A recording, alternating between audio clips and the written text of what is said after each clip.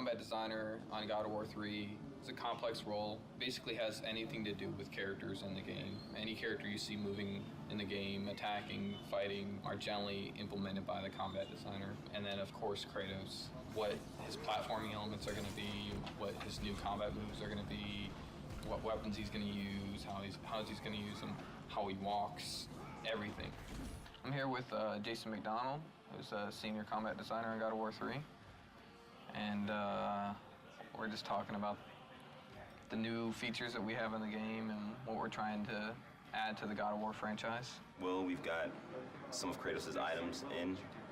He can grab a head and he can light stuff up. Now that we can play with lighting in God of War 3, we can make the entire room dark, have enemies that are attacking you in the dark, can't be seen. And when you light them up with the head, they light up for a limited amount of time, so you can attack them while you can see them, but then they are constantly disappearing. You get to parts where it's completely pitch dark and you hear the guys scream in the background. You use the Helios head to, find out where they are. The strategy gameplay, the combat side of it turns into you have to keep these guys lit to be able to hit them, otherwise you get screwed and they just destroy you in the dark. So.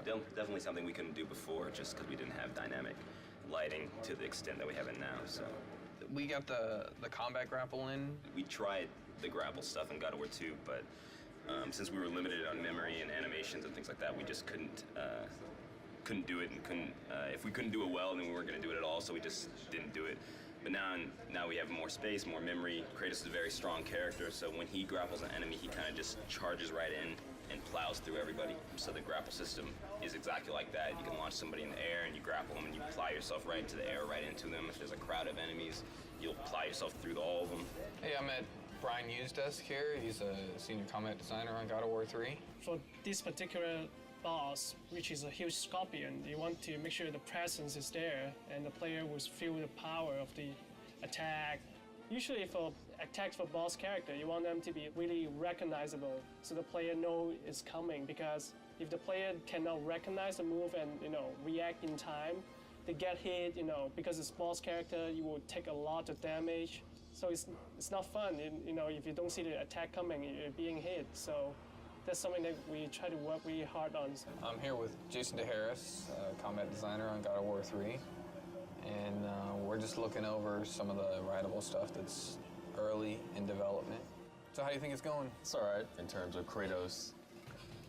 He still wants to kill this beast that's in his way to his ultimate goal. So it's not really his friend, so he's not really telling it to attack. He's just trying to kill it, and then the indirectness of that is the Cyclops reacting to his pain pretty much. But then there's a challenge of making it feel responsive as well. So I guess it's kind of disguising that responsiveness with the pain reaction. So even the pain reaction is really a hit, actually. As you can see, we got a bunch of grunts on screen right now. And when you're fighting all these grunts, like taking on, doing a special move or, grabbing each one and killing them, that can be kind of slow. This will be an awesome tool for, you see the Cyclops in there and you're just like, I want to get after the Cyclops so I can jump on his back and do tons of damage and kill these guys quicker. But just like any other feature, we have to prove that it's going to be fun and good. And, if it's not, we got to get rid of it because everything has to be fun.